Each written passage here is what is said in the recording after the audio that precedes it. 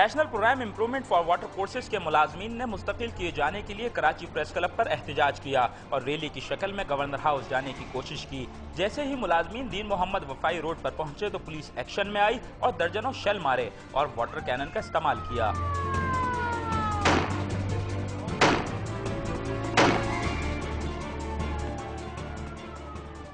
مظاہرین منتشر ہو کر کراچی پریس کلب پہنچے تو پولیس تعاقب کرتے ہوئے پریس کلب تک جا پہنچی اور سرور شہید روڈ پر بھی شیلنگ کا آغاز ہوا، جس کے بعد مظاہرین سندھ ہائی کورٹ کے مرکزی دروازے تک بھاگ گئے، لیکن فرض شناس پولیس بھی معاف کرنے کے موڈ میں نہیں تھی۔ اس نے ان کا وہاں تک تعاقب کیا اور درجنوں افراد کو دھر لیا۔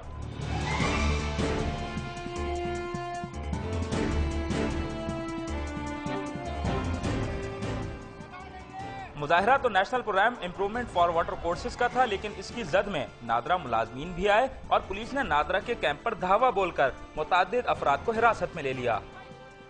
پولیس نے قریبی عمارتوں میں موجود افراد کو بھی نہیں بخشا۔ شاید شیلنگ کے باعث قریب واقع دفاتر اور پریس کلب میں صحافیوں کو مشکلات کا سامنا کرنا پڑا اور اطراف کی سڑکوں پر گھنٹوں ٹریفک جام رہا۔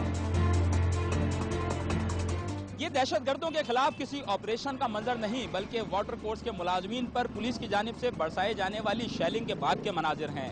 کیمرہ مین اختر چوہان کے ساتھ آصف محمود، ڈان نیوز کراچی۔